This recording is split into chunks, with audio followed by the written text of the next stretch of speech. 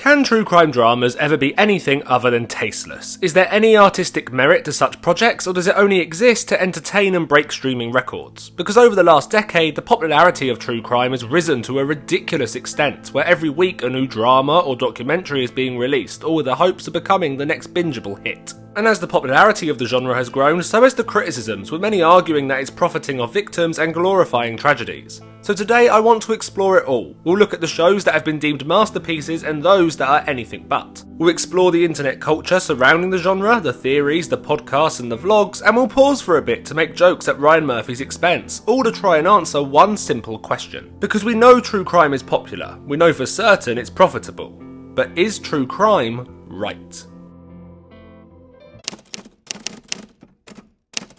Before we can really dive into the nitty-gritty of the genre, we need to properly explore the reason why so many people have issues with it in the first place, and why those issues have only grown over the last few years. The biggest argument that is made about true crime is that it's exploitative. It takes people's real trauma and grief and packages it up into an easily digestible structure with the sole intention of entertaining. Although many projects argue they're trying to educate or tell the story from the victim's point of view, it doesn't take long to realise that most of the time that is either just a way of dodging criticisms or a way of marketing the show film. Cough, cough, monster, cough, bloody cough. What usually happens instead, and this is the second issue people have, is that the killer or whoever the offender is tends to get the spotlight, with their crimes seemingly being glamorized with a Hollywood-level production. The offender becomes a movie star villain, the actor gets nominated and wins awards, all the while the victims remain in the background, their names being forgotten by most viewers as soon as the credits roll.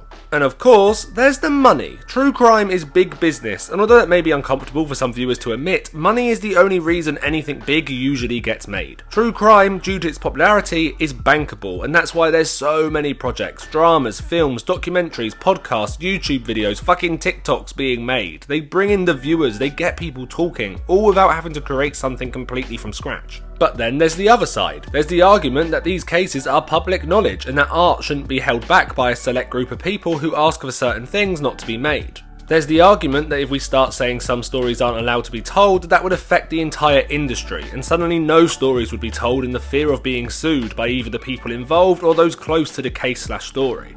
Though yet again, this is combated by those who ask, if people don't consent to the story being told, then should it be? There's so many different questions and opinions, and I want to make it clear that I don't have the clear-cut answers. I am one bloke. I am a creative and I have opinions on the subject, but in no way do I want to be talking for those affected by certain crimes or for any other creative in the industry. Everything here is my opinion and my opinion alone, and you are more than welcome to disagree in the comments below. Actually, it would do me some good. The engagement really helps. And these complaints that people have of the genre have only grown over the last few years, with every channel and streaming service determined to have their slice of the crime for entertainment pie. And although these criticisms are getting louder, you can't ignore that audiences eat this stuff up regularly. The next drama fix or documentary is always around the corner because people are asking for it, they're consuming it time and time again. And this desire for gory stories is nothing new. Like it or not, the general public have a bit of a bloodlust when it comes to entertainment. From brutal shows such as Game of Thrones to the bloody Hollywood classics such as Dracula, the viewing public quite like to sit on the sofa with a cuppa and a biscuit and see in the evening with a bit of extra darkness. These stories offer a sense of escapism into a world very different to our own. They're full of shocks and twists and mysteries, things most audiences crave from their stories. And true crime is incredibly similar. There's usually always a mystery at the heart of it, and as it unravels there's major twists and incredibly shocking brutality. But this time, it's real. The two worlds are no longer separate, truth is stranger than fiction, and that piques our curiosity. And all the important storytelling devices, such as tension and consequences, aren't just there, but they are at their purest. Taking the morality out of it for a second, the reason true crime works is because at its heart, they're good stories. Full of characters, highs and lows, payoffs, and full of lessons to learn. Humans are storytelling creatures. We grow up with them and continue to tell them, may that be on the telly or in the pub with your mates. We crave well-told tales, and if they're true, it just adds an extra layer of satisfaction. From the way many conversations about the true crime genre go, you'd be forgiven for thinking its popularity is a recent development. However, the genre has always existed in one way or another. Before the HBO show, the title, True Detective, belonged to a magazine which published its first issue in 1924. At first, they merged the true stories with fictional mysteries, but they later scrapped the fictional angle when the true stories became so popular, proving that even as far back as the 30s and 40s, people preferred the gory truth over fictional tales. At its peak, between 1940 and the early 60s, the magazine sold millions of copies and spawned many imitators, many of which are still publishing today. Documentaries are the same. We may feel like Netflix created the crime doc, what with them chucking another one out faster than the speed of bloody light, but they've been a big business for a while. The Thin Blue Line was an incredibly influential documentary and was one of the first major films to tackle the reenactment style, arguably blending truth and fiction. Within the 90s and the 2000s, crime dramas began to emerge, a genre just like docs that has only grown since the streaming boom. And now, with every channel, streaming service, YouTubers, like and subscribe, fighting for an audience, they've of course turned to a genre that has proven successful for over a century. And this is where we reinstate the morals, because as much as I love artistic expression to be the be-all and end-all of the world, it's unfortunately money. Money doesn't talk, it fucking screams. And with the oversaturation of crime stories and horror in general, filmmakers and production companies are doing all they can to stand out amongst the crowd. A true crime isn't enough anymore, it has to be the best. The bloodier and scarier, the better, with enough shocking twists that allow for some good cliffhangers between episodes. Because audiences have definitely become desensitized over the years. We're so used to these shows and films being made that what might have shocked us or scared us before is instead compared and judged amongst the hundreds of other projects released that year. And although all these projects will say they want to educate or tell the story from the victim's perspective or hold the police or courts to account, there is one major thing they always leave out. They want you to watch. And for that to happen, they need to grab a viewer's attention immediately. And it's these promotional tactics that raise our first controversial issue, way before the first episode even airs.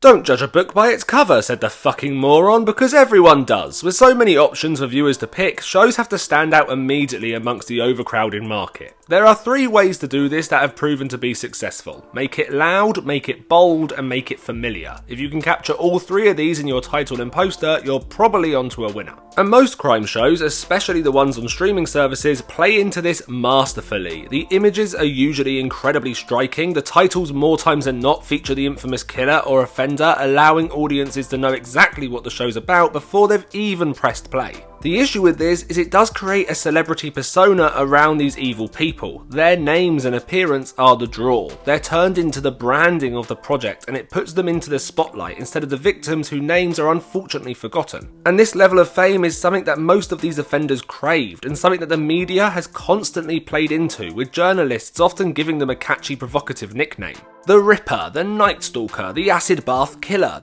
These are nothing more than headlines, an advertising strategy using the hopes that you as a consumer will engage with the product. And because these names are catchy and memorable, they remain within the public's consciousness, neatly packaging their crimes under the banner of a punchy title.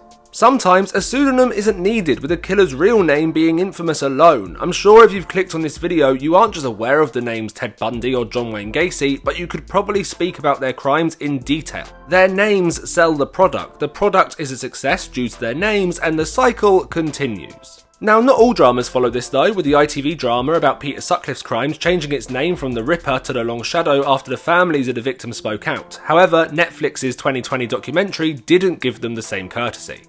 But much worse than the titles in my opinion are the promotional images and posters attached to these projects that lean into the horror elements of the case, seemingly trying to pitch it as your next horror fix. The 3rd season of Monster is one of the worst examples I've ever seen of this. Every poster that features Charlie Hunnam's Geen is full of horror imagery, from him wearing a mask made of human skin to him waving around his chainsaw penis, something I doubt the real Ed Gein did on most occasions. And look, the stories are dark. I'm not expecting the posters to be rainbows and kittens. I know you have to capture the story's theme and atmosphere within the promotion, but that's not this. This is gratuitous, as if they hope to make Ed Gein the next big Hollywood villain. The trailers for a lot of these shows and films sensationalise the story too, teasing twists, gore and jump scares, creating soap opera level tropes with a little sensitivity surrounding the story. And again, I get it, it's a business at the end of the day, and as long as the consumer buys into it, they're going to continue. But I do think it says something interesting about the general public and how desensitised to it all we've become, that most of these tactics rarely, if ever, raise an eyebrow. There are some cases though, when even the more die-hard true crime fanatics have been left uncomfortable by a project's lack of taste. Before we can explore any other true crime show or film, we need to acknowledge the big bloody camp elephant in the room. There is no way I can talk about the true crime genre without looking at Monster, the Netflix anthology series created by Ryan, Murder is Sexy Murphy, and Ian, I Love Ed Gein, Brennan. First airing in 2022, Monster has currently released 3 seasons, with a 4th set to air later this year. Dear God help us. The first season, titled Dahmer, Monster, the Jeffrey Dahmer story, is 1, a fucking ridiculous title, and 2, an incredibly self-indulgent, gratuitous piece of television, while also somehow being the most grounded of the 3 outings so far. The season details, as the title suggests, the life and crimes of Jeffrey Dahmer, a serial killer who killed 17 men and boys between 1978 to 1991. Played by Murphy alumni Evan Peters, the show spans 10 episodes as it explores Dahmer's childhood, crimes, and eventual death. And although I and many others have major issues with the show, it can't be denied that it was a massive success. Ryan Murphy has always had a knack for building hype and a fan base, and Monster was no different. This show blew up, reaching the #1 spot in over 60 countries. There was tons of conversation online, fan edits, reviews, both extremely positive and extremely negative, but publicity is publicity. Evan Peters was nominated for multiple awards, winning both Critics' Choice and a Golden Globe. It was immediately obvious that even though the show was ordered as a limited series, that it would be turned into an anthology. And before long, Netflix commissioned another 2 seasons to focus on the lives of other monstrous figures. But all these achievements doesn't hide the fact that the show is pretty much the opposite of tasteful, because Dahmer, Monster, the Jeffrey Dahmer story, is full of all the tropes you'd expect from a Ryan Murphy production. Ryan Murphy has never been known for his sensitive touch or grounded storytelling. He is a showman through and through. He likes the glitz, the glam, and the theatre that comes with Hollywood. He's a louder than loud creator, and with the right project, this brash attitude works, but he seems determined to try and tell every true story with the same level of extravagance. There's lingering shots of abs and attractive men, there's jump scares, hazy scenes, and suspenseful music. Evan Peters has his shirt off more than once for no other reason than the creators know Evan Peters is an attractive man. Subtlety refuses to exist as the body parts of Dahmer's victims are on full show for the viewing audience to see. The murders are gory, the cliffhangers shocking, and Dahmer's presence fuels the 10-hour runtime.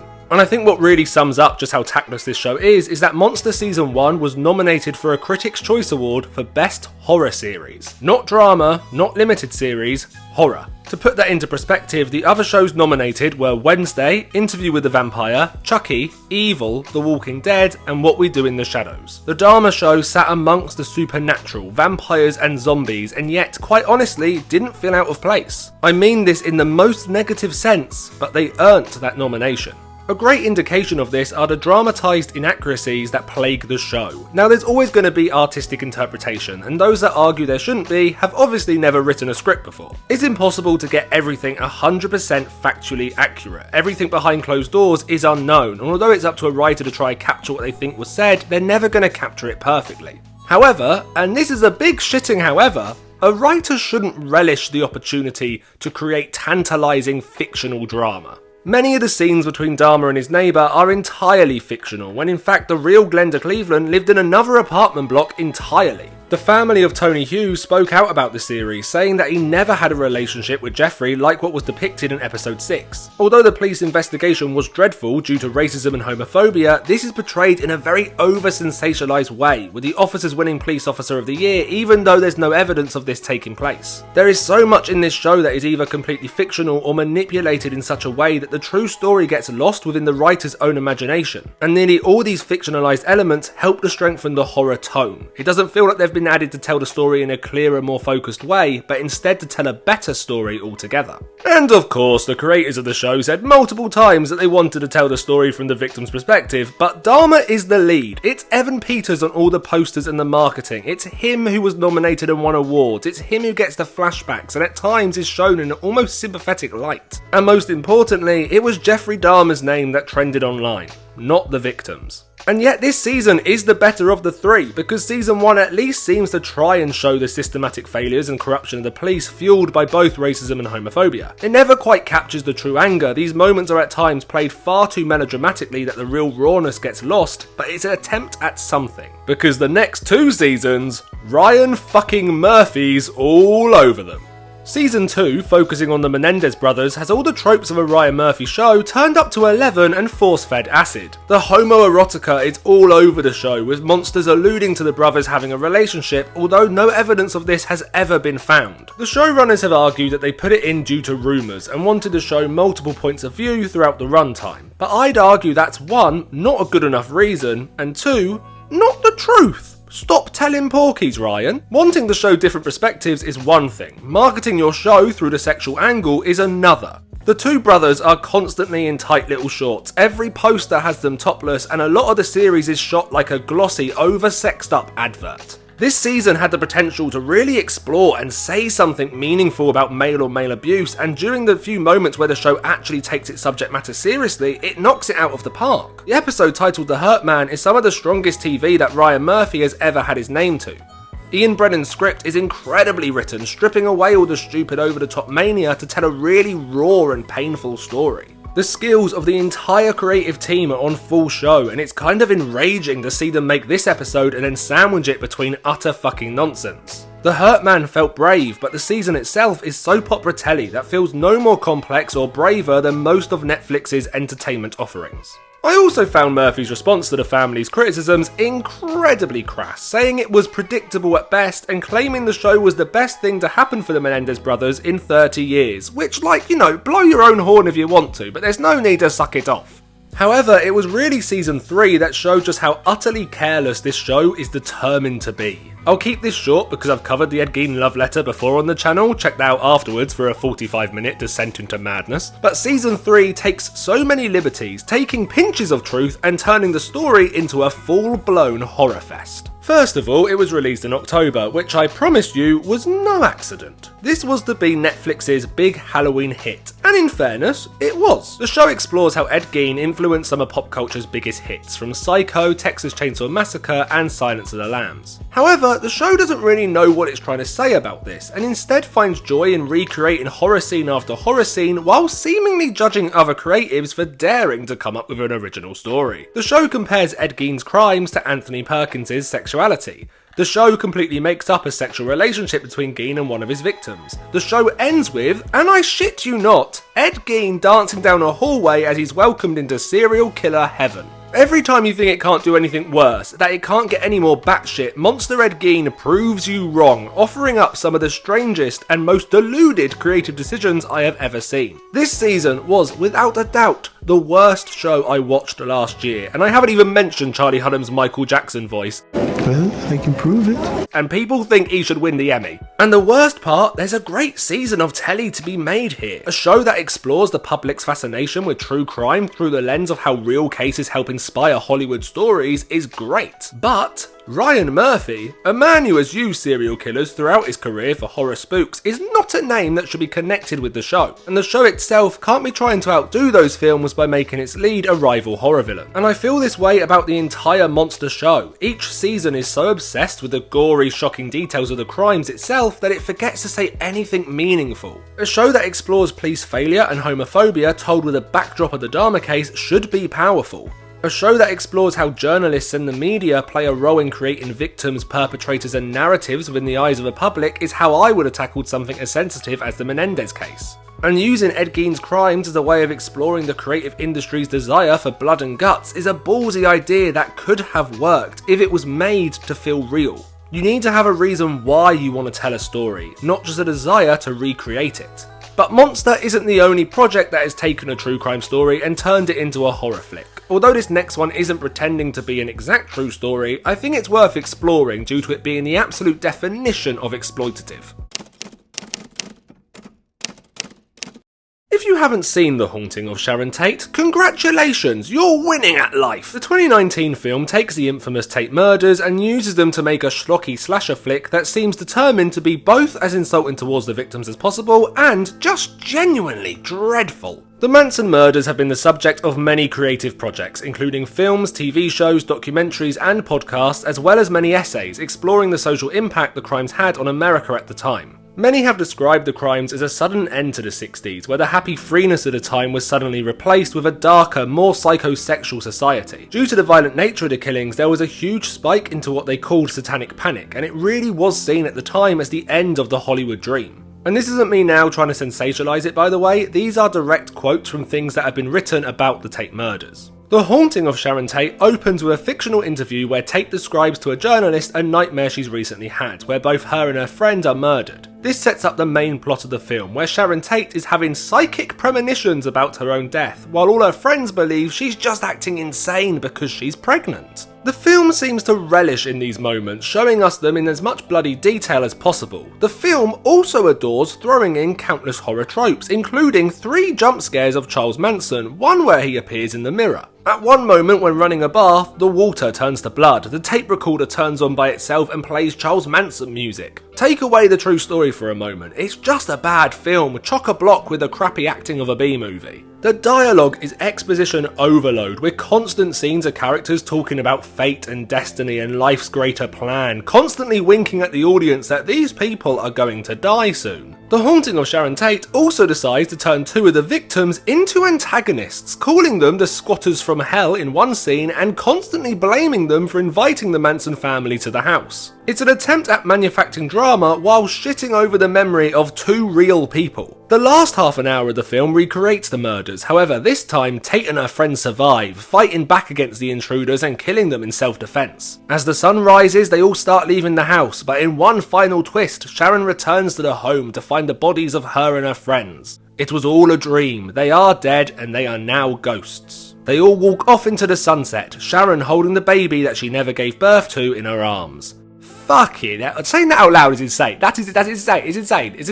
It's insane. That's insane. And listen, I know this isn't technically a true crime film. It's a fictional horror based on real events or whatever, but it's everything that critics of the true crime genre detest. It is a complete exploitation of victims' lives for financial gain. There is nothing else this film is doing. It's not a voice for victims. It doesn't want to make the audience think. It just wants you to sit back, watch and judge the characters for making stupid horror decisions. It feels incredibly vindictive, as if it's saying if they had just fought their attackers, they would have lived, and that's a hideous idea to make a movie about. And I'm not saying that the murders shouldn't be featured in media. I think due to how big the crime was and the effect it had, it was always going to be made into something. But you don't have to be a saint to know that a B-movie slasher isn't the fucking one. In the same year, a very different film came out that too depicted the Manson family. Tarantino's Once Upon a Time in Hollywood is once again a fictional story that blends elements of truth, this time to tell a story about Hollywood. It's a divisive film like a lot of his stuff is, but personally I believe it to be one of his best. I adore the way Sharon Tate is portrayed in this. Her scenes are simple and fleeting, but full of warmth and light. We get to see her go to the cinema, be joyous. She's not a victim at all, but a person with hopes and dreams and a future. Where The Haunting of Sharon Tate finds joy in recreating the murders, Once Upon a Time in Hollywood flips the narrative and instead has fun imagining a very different, bloody and theatrical outcome. And then, at the end, when Sharon invites Rick Dalton in for a drink, the title Once Upon a Time in Hollywood appears on screen, as if ending a fairy tale. The sadness and the tragedy of the real events are captured, not by showing what happened, but by showing what should have happened instead. And I think it's worth noting that at first, many people were skeptical about the film. Tarantino isn't exactly known for his subtlety or restraint. Sharon Tate's sister, Deborah, initially opposed the film. However, after being invited by Tarantino to read the script, she changed her mind and showed support. She attended set and even lent the production some of Sharon's jewellery. A lot of criticisms that people have about real stories being made for screen is that the victims' families aren't involved, and I think this film proves that a little can go a long way. The Haunting of Sharon Tate is unfortunately very similar to Monster Season 3. They're both projects that focus so much on the horror of the real cases that they get lost in creating these tropes and recreating the crimes. And although they're extreme cases, it's an easy thing for production to slip into. A lot of the cases that get turned into projects for screen do sound like the plots of horror films. It just takes a certain kind of artist to take that brief and make it into something tasteful and, most importantly, meaningful. So I want to explore a recent show that, although occasionally, and I mean very occasionally, stumbles, does so much right in a genre that usually fails. Devil in Disguise, released in the US in 2025 and in the UK in 2026, is an 8-part miniseries detailing the crimes of John Wayne Gacy, a serial killer who murdered at least 33 men and boys between 1972 to 1978. Created by Patrick McManus, the show has been widely praised for its sensitive approach to the true crime genre, with some reviewers calling it one of the best true crime dramas to be made. And it's easy to see why. The show does a fantastic job telling the story without glorifying it or playing into the already sensationalised aspects of the case. For those who don't know, Gacy was dubbed the killer clown within the media due to him dressing up as a clown and performing at charity functions, local parties, and for sick children in hospital. Although he never committed any crimes while in his clown costume, the idea and the image was so morbidly striking that it makes sense why journalists ran with that angle of the story. This became so well known that when you type in killer or scary clown into Google, Gacy's name is one of the first things to come up, with many people suggesting he is the reason for the clowns are scary evil narrative. Personally, I think this is just a way of mythologizing Gacy's crimes, adding an extra layer to the story which is not needed. Clowns being evil or scary has existed long before Gacy. The Joker, created in the 40s, is one of the most well-known antagonists in fiction, and depictions of creepy clowns can be found in much earlier works of art, including paintings, fables, fucking operas. Taking something that is meant to bring joy and laughter and turning it into something scary is a standard storytelling device. Clowns were always going to be used for horror. I think claiming Gacy started the craze or inspired a whole subgenre of horror exaggerates the story to a Hollywood level. Obviously it can't be ignored that he did in fact dress as a clown and had what some might call an obsession with them. Those are the facts, but there's no need to build a new narrative around them. I say all this because it's very easy to see how a drama detailing Gacy's crimes could be badly handled within the wrong hands. Let's be honest, Netflix's Monster would have had him in that clown outfit before the credits of episode 1. The clown would be the entire premise. Stuck in the Middle of You would have played as he's welcomed into hell by the Pied Piper and Ronald McDonald. Even though this isn't a Murphy production, I think many people feared that the clown angle would be all over the drama. Fortunately, it's not, and that's a big reason why this show has been so well received. Devil in Disguise does two things incredibly well. Firstly, it strips away the sensationalised aspects of Gacy and instead shows him as a man. He was evil and violent and cruel, but not a horror villain. Michael Chernus gives a terrifying performance because he plays him like a real person. Gacy got away with his crimes for so long because people saw him as an upstanding local businessman. Chernus' performance, along with the writing, allows that to come through incredibly naturally. Secondly, and most importantly, the show focuses a lot of its attention towards the victims and their grieving families. A lot of the episodes feature flashbacks to some of Gacy's victims and show them simply living, going through either romances or money struggles. A lot of the time we don't even see them with Gacy, we get to know them, we watch their story, and then it abruptly stops. It's a device the show uses to capture and portray these lives being cut short without ever having to recreate their deaths or limit them down to just being victims. I think leaving an audience remembering how these boys lived and not with how they died is both an incredibly strong artistic choice and a really sensitive approach to true crime overall. I know some people believe true crime just flat out shouldn't exist, and we'll talk about that in a bit of depth later, but I do think if it's going to exist, it's nice to see some actual effort being made to make it more than just the headlines that people have read time and time again. Nearly every episode is named after one or more of the victims: Johnny, Samuel, Randy, Billy and Dale, Tim, John, Rob, David and Jeffrey. Names that are rarely remembered when discussing the case are now put front and centre. It may seem like such a small detail, and yeah, it is, but it does show a level of care and I guess class that a lot of other shows lack. The family's grief is shown to us with such simplicity that it captures that raw pain without ever feeling like the show is enjoying the drama of it all. The scenes are quiet and slow and subtle. Their grief also shines a light on the many mistakes the police made during the investigation without ever drifting into soap opera territory.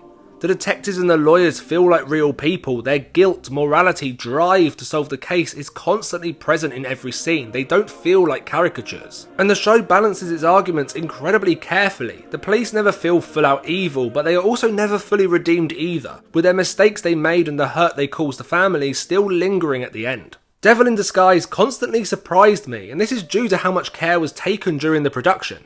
I was certain when episode 7 started that it would be your standard courtroom drama episode, but the show completely subverts expectations, showing us moments before and after the court proceedings, but never letting us in to see the actual court itself. This highlights the family's pain and the lawyer's desperation without ever having to put Gacy at the centre of it. He doesn't get his time in court again. That's stripped away from him, and it's the families and the boys that drive the show forward. This isn't to say that the show doesn't occasionally stumble. Although the show makes the right choice of never showing us Gacy in his full clown costume, we occasionally see snippets of it, from close-ups of him applying makeup to shots of him from behind walking out the door. Although it's brief, these little moments almost feel like the series is teasing the reveal, which was a strange feeling to leave an audience with. I was so certain that we wouldn't see the clown costume, and then when this happened, I was certain we would. And look, I was basically wrong both times, but that weird feeling of being teased the reveal was one of the times the show drifted into that supernatural Hollywood storytelling. And it wasn't needed. Prior to these moments, Devil in Disguise did a fantastic job at showing us Gacy's love for clowns. The artwork and the dialogue was enough. I do wonder if they felt like they had to put him in the clown costume, even for a second,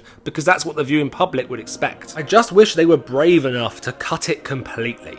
Overall though, Devil in Disguise is one of those shows that doesn't just talk about giving a voice to the victims, but actually puts that into practice. I'm certain that people will still have issues with this show, and if you're one of them, please comment below, I'd love to read them, but I think this show stands out amongst many others in the genre due to its careful and meaningful approach. There's a burning rage at the heart of the show, this unrelenting sadness and anger that his crimes were allowed to go on for so long, but there's also a softness, a kindness shown to those affected that is unfortunately missing from a lot of other true crime dramas. Before we move on, I should say that I really want to talk about Mindhunter, but I can't because I haven't seen it. It's on the list, I will do a whole video on it, and at one time, it's been on the list for years. I know I should have watched it, I know, shh. So far, we have only focused on American true crime projects, so let's now travel across the pond to my country, because us Brits are just as obsessed with this genre as anyone else. Us Brits love a mystery. Nearly every night there is some kind of crime show on telly, may that be something twee such as Midsummer Murders, a show that once had someone die by being crushed by a wheel of cheese, to darker, grittier shows like Line of Duty or one of the best shows ever made, Happy Valley. The works of Agatha Christie are constantly being adapted to this day, and Richard Osman's crime books always hit the best-selling list within their first week of being published. It's kind of an obsession at this point. We have so many crime dramas, a lot of them not even that good, and yet they are more likely than not to get commissioned for a second series. For this reason, it makes sense that we also desire true stories, chasing that extra thrill that factual-based dramas bring. And we have a lot of them. A lot, strangely, starring this woman, Sheridan Smith. She's been in 5 true crime dramas, which, I don't know, maybe that's not a lot, but it feels like a lot. Now obviously, I may be a little biased when it comes to this section, but I do think there are interesting differences between American productions and British productions, and how some of these may make for a less sensationalised piece of telly. First is how these shows are created, with only one writer writing the scripts rather than a team of writers in a writing room.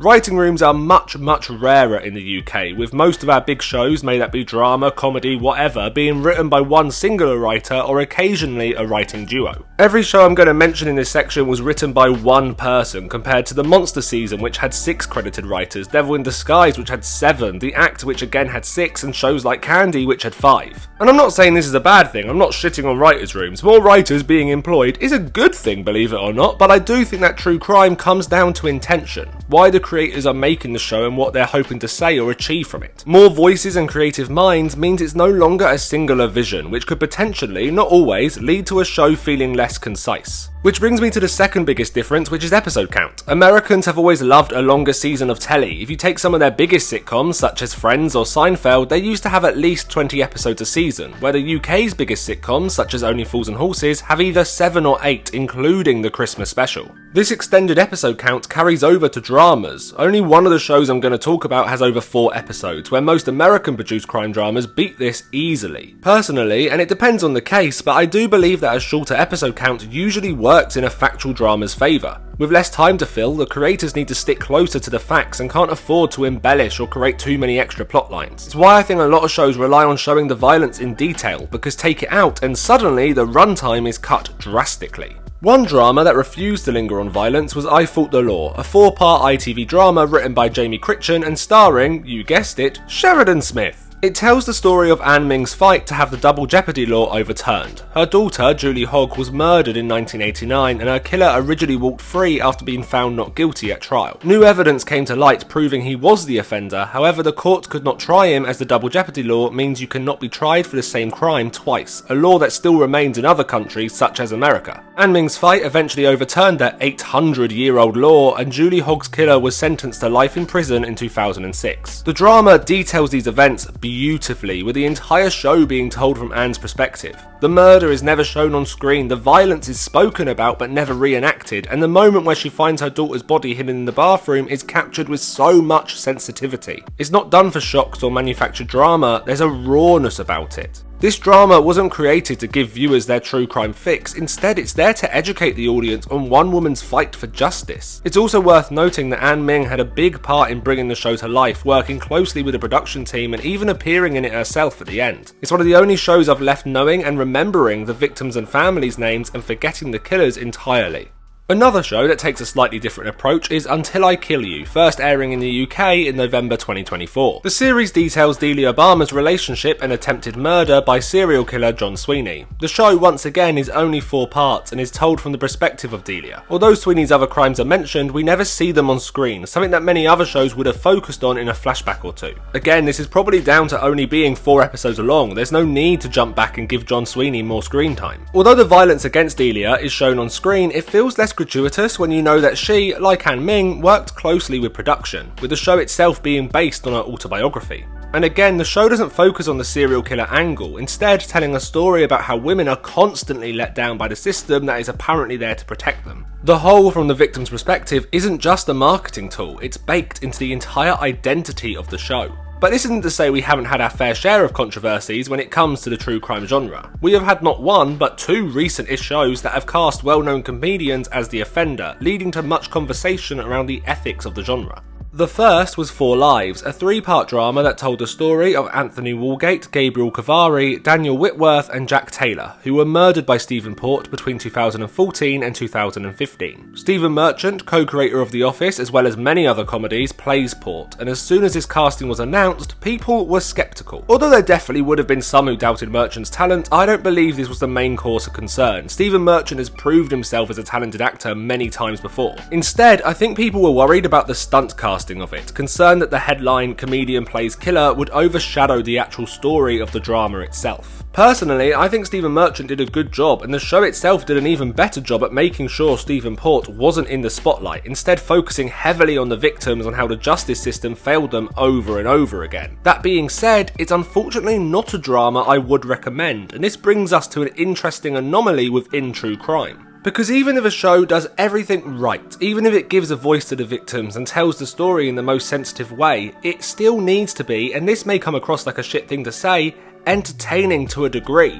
It still needs to hold your attention as a piece of drama, and there's something about 4 Lives that lacks this. Personally, I think it's due to a lack of bite. The show portrays the police failure, but without any of the burning anger that I think is needed. There's something too safe about the show, as if it doesn't want to insult the police too much, which is a shame. They fucked up massively, and I would have liked this show to have felt like an almost protest against them. I think as a piece of art, it's incredibly safe, which in turn makes it just another true crime drama that fades into the background. The other casting choice that created a much bigger stir was Steve Coogan, best known for his comedy character Alan Partridge as Jimmy Savile. As soon as The Reckoning was announced, many people weren't happy. After quite a few years of cases being turned into TV dramas, this was the one where people began to ask, does everything need to be made for television? I don't know how big the Jimmy Savile news was outside of the UK, but if you don't know much about it, I can't begin to describe just how massive of a news story this was. Savile was one of the biggest names in entertainment. He'd been a DJ, a radio presenter, a TV presenter. He was seen as this eccentric, charitable man who was put on this pedestal and couldn't do anything wrong. His abuse only came to light after he died, and it started one of the biggest police investigations, known as Operation U-Tree,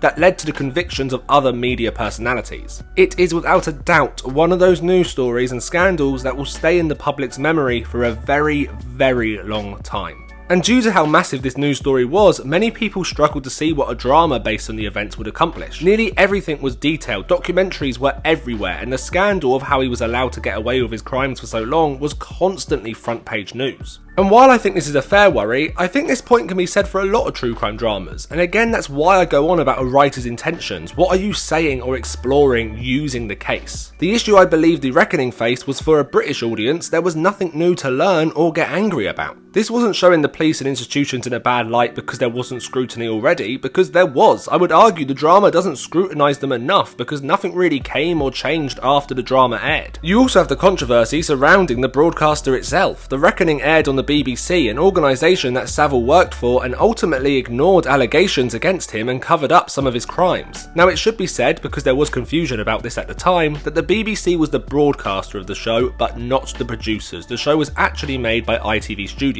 Apparently the BBC had no creative control over the show, however it does still leave a bad taste. Can a show really highlight and protest against a case and a scandal if one of those organisations involved has a major part to play in getting it onto the screen?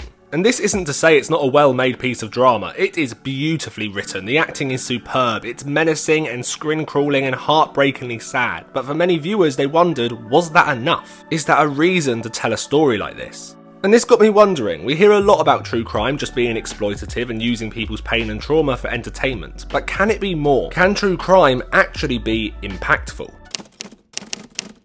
Art creates emotion, may that be happiness, sadness, anger and rage, boredom, whatever it is, it forces an audience and a viewer to feel something, may that be a nice feeling or an extremely unpleasant one. For that reason, art is an incredibly powerful tool and can be used to spearhead change. It's very easy to criticise true crime. By its design, it's meant to make us feel uncomfortable, and that's a feeling most people will fight against, but to completely write off the genre ignores the social impact it can have if done correctly. Because a lot of people see true crime as dramas and films about serial killers, but that's only one aspect of it. There are multiple different crimes and multiple projects that have not just told the story, but instead been so huge that they've become part of the story itself. A major example of this is Mr. Bates vs. the Post Office, a 4-part drama that aired on ITV in 2024 that detailed the British Post Office scandal, which saw hundreds of sub-postmasters wrongly prosecuted for theft or fraud due to a faulty computer system. It was a scandal that saw hundreds of postmasters lose their jobs, their businesses, their homes, with many of them serving either community sentences or custodial sentences. But the drama wasn't exploitation, it was a fucking cry, a demand for justice, and it had an effect on the public that most dramas could only dream of. Suddenly, this scandal was national news again. It was all over the papers and the tabloids. YouTube channels such as Watch Fucking Mojo were making videos about it, and this noise led to some immediate effects. Within 3 weeks of airing, the scandal was being discussed again in Parliament. The former Post Office CEO, Paula Venables, had her CBE revoked by the King. Within the government, £1 billion was budgeted for compensation payments. Mr. Bates vs. the Post Office wasn't just an entertainment programme, it was a drama with a mission, and the response exceeded even the creators' expectations. It also goes to show that all the talk about traditional telly dying and no one caring or watching anymore isn't the full story. People do still watch, in their droves, when something captures their attention and hearts. There's a video for another day, but telly isn't dead. TV isn't dead. Just shush, shush, shush. It also proves that the argument that documentaries should exist but dramas shouldn't is a bit naive. They are different mediums entirely and attract different audiences, and I am certain that a documentary about the scandal would never have had the same impact. There is something about putting the viewer in the moment, there alongside the victims and those involved as it's happening. It evokes a completely different sort of emotion, one that is a lot harder to ignore. Another drama along the same vein, but that unfortunately didn't have the same public reaction, was Dirty Business, a 3-parter on Channel 4 that explored how water companies have been pumping literal shit into our water. Again, this isn't a story about a killer, but it's a crime. It's a scandal that led to a fatality, and no one within the companies or government have faced the consequences. I can't quite explain why this didn't have the same impact as the Post Office drama. I wish it did. I haven't been this fucking angry watching something for a long time.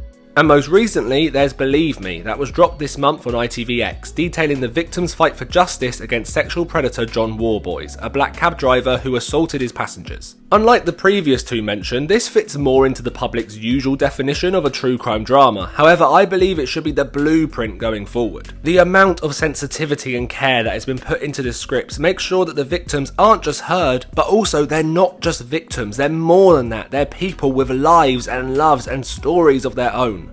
Believe Me isn't interested in why John Warboys committed these crimes. It's not trying to blame his childhood or any of that shit. This is a story about how these women fought to be heard when the police refused to act. and I don't necessarily know if this drama will have a huge social impact. I don't know if it will lead to any changes on how the police force investigates crimes like this, but it should, and that's why these stories, in my opinion, need to be made. That anger at the way women are treated within the police and court system should continue to burn, with more stories dedicated to fighting the misogyny and sexism and cruelty that runs riot in a lot of these organisations. And the same can be said for a lot of these dramas. With the constant rise of hate against the LGBT community, shows like Devil in the Skies are important. They're a warning of what can happen when prejudice and discrimination takes over. I think the Dahmer season could be as well, to a point, though the show's obsession over the title killer makes any social commentary or warning feel incredibly shallow at best. But the impact these dramas can have doesn't solely rely on the creatives. The viewers have their part to play, and it's how we as an audience have consumed some of these shows that has led to the genre's morals being questioned. As I said, the public's reaction to certain shows can have a major impact, however that's not always a positive thing. The rise of true crime has also seen the rise of internet sleuths, people who use online tools and public records in the hopes of solving a crime or mystery. And it has to be said, yes, sometimes they've been successful. The Netflix documentary Don't Fuck With Cats proves this, along with a few other examples you can find online. Sometimes Jane or John Does have finally been identified, giving the grieving families the answers they've needed after years of searching. However, with every success story, there are hundreds of examples of how this growing online community harms either the case, the victims, or complete strangers. True crime has had people basically playing detective, and this fantasy of solving a case has grown into an obsession, with some believing that just because they own a vlogging camera, it makes them a journalist. There are so many YouTubers online who go to scenes of crimes, film on the street, basically harass people in that community on camera for no other reason than to get views. They kid themselves that they're doing good, proper journalism or detective work. They're not. They're being knobheads, chasing thrill and fame. This normalisation of true crime with shows, documentaries, podcasts and twatty TikToks has completely desensitised some people who now only see a case to crack, not a victim and family to respect. The Nicola Bulley case within the UK a few years ago proves this. Now, the police messed up a lot. Please know that I am in no way saying we shouldn't criticise or scrutinise the police, but that's not what was happening. Instead, vloggers and armchair detectives fled to the scene of her disappearance, posted God knows how many theories and conspiracies online, with one arsehole even trying to film the recovery of her body. It was found that she accidentally drowned. The sleuths went away, but the harm they did, including posting about her partner being a suspect, doesn't just disappear. True crime may be everywhere, but those people are solely to blame for their actions. And then you have the other side of the internet's fascination with crime and mystery. There are thousands of videos on YouTube alone where people sit in front of a camera discussing a horrific crime while doing something trivial like their makeup. We can even go one step further, with true crime mukbangs, where people may be discussing brutal murder while chomping down on a KFC, which in my opinion, and this might be controversial, isn't finger-licking good. I am happy to say though that this is one of the true crime formats that Sheridan Smith has yet to appear in. If the intention of drama makers and documentary makers is important to the project, then the intention, or lack of intention, is important for content creators too. And I'm sorry, in what world is choking on chips a good way to spread awareness or sensitively explore the subject matters of those crimes? No one is retaining any information. You are just retaining cheese. And then of course there's the social media TikTok fan edits, with people lusting over the killer or killers within a show. And I don't mean the actor, that does happen, which is always uncomfortable when they're playing a real evil person, but some take this a step further, where they actually start talking about the attractiveness and sex appeal of criminals such as Jeffrey Dahmer and Ted Bundy. And this is where I think the blame lies with both those creating the fan edits, but also those creating the shows. The fan edits are, without a doubt, just a sick, weird part of the internet, and I can't tell if I want those making them to get help or to get ill. That being said, the shows and films themselves have a duty to make sure they're not sexualising the offender they're depicting. We've spoken enough about Monster and Murphy, but the Zac Efron film, Extremely Evil, Shockingly Wicked and Vile, fell into this trap as well. Zac Efron plays Ted Bundy, and he gives a good performance, balancing the menace with the charisma that Bundy had, something he used to commit his crimes. It also should be noted that Ted Bundy got away with his crimes for a long time due to his looks, with many people finding him attractive at the time. He had a lot of women sending him letters during the court case, etc. etc. But he wasn't Zac Efron Baywatch abs for days attractive, and I'd argue the only reason the film features shots of Bundy with his top off is because of the actor's physique, not because it helped further the story they were telling. It's a small point, some may even call it a nitpick, but when telling a story about how people found the accused attractive, you don't need to try and get people to fawn over your lead actor. There is a very fine line between detailing how the man was romanticised at the time and accidentally doing that again yourself. And look, the armchair detectives, the mukbangs and the fan edits, that's the bad side of the public's obsession with true crime, and I'd add a lot of the podcast to that as well. But I do believe there's positives too, whether that's campaigning for change or just keeping certain conversations going on within the public and media. All that being said though, is that enough of a reason to turn someone's trauma into art? Do the potential positives outweigh the negatives? Is true crime right or wrong? I think people have become very black or white, quickly judging something as either inherently good or bad without allowing any nuance into the conversation. And yeah, some things are clear cut, some things are just fucking bad, and that's fair to call out, but when it comes to true crime, I believe the conversation is more complicated than that. I don't think the genre as a whole can be blamed, instead we need to start talking about the desires of the writers and filmmakers who choose to dramatise these real life cases. We need to start asking, why now? Why this? And perhaps most importantly, why you? Why do you want to tell this story? This may feel like a tangent, but bear with me here, I promise I have a point, but I want to talk about the film Bohemian Rhapsody. Stay with me on this, stay with me, stay with me, stay with me, stay with me. Now, I hated this film, the dialogue is bad, the editing is all over the place, and I still can't get over the fact a pair of fake teeth won a man an Oscar. But there's something else missing. It is lifeless. Yes, it's loud and full of music, whatever, but at its core, there's nothing. It feels like an advert for Queen's greatest hits, a 2-hour promotional video telling us that the band Queen, a band that has the legacy of being one of the greatest bands in the world, is in fact good. And yeah, we know. This film isn't trying to say or explore anything other than Queen being a good band. It doesn't have anything to say about homosexuality, the industry, chosen family. They're there for the plot beats, but there's no subtext. There's nothing being explored. At its heart, it feels like a film that was solely made because they wanted to recreate the Live Aid scene. And why? We have the original and you're never going to beat it. Dramas always have themes that they're trying to explore. Comedies have the intention of making you laugh, with a lot of modern comedies tackling taboo subjects such as mental health or sex. There's a point to them, there's something underneath the surface. And I don't know why we don't hold true crime to this same standard. Because in the same way Bohemian Rhapsody is a film that tells us Queen was good, a lot of true crime tells us that the offender or the criminal was a bad person. And yeah, we know! There's got to be more to it than that. Perhaps you hope to educate or warn people, create a movement, fight for justice, inspire people to stand up to authority, anything. Drama, may that be true crime or not, should have a purpose, should have something to say. If your sole reason for making it is consumption, then there's your issue. Because we consume products. Don't turn a true story, a serial killer or their victims into products. Don't make them branding or a slogan or a bingeable hit for the sake of keeping people on your platform.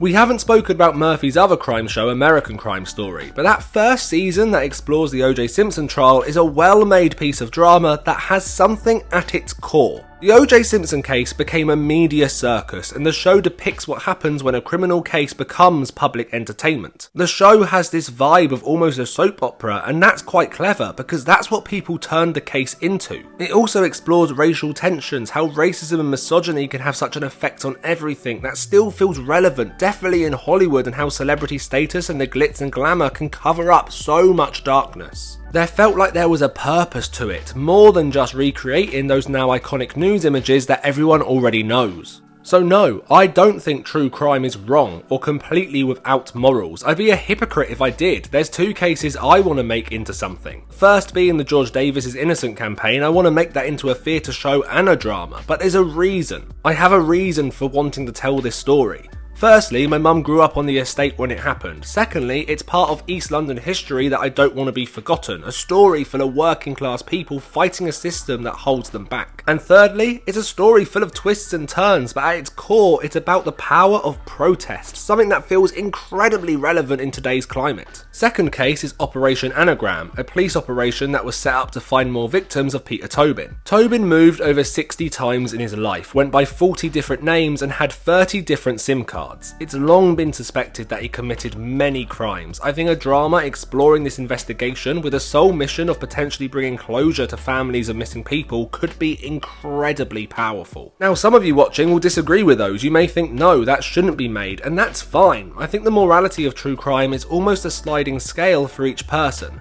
However, the one thing I think most people would agree with is that a creative team's intention matters. Because the question, should this show or film exist, is complicated. But the question, why does it exist, should be simple. And if the first reason is money, awards and fame, then maybe we should watch something else instead.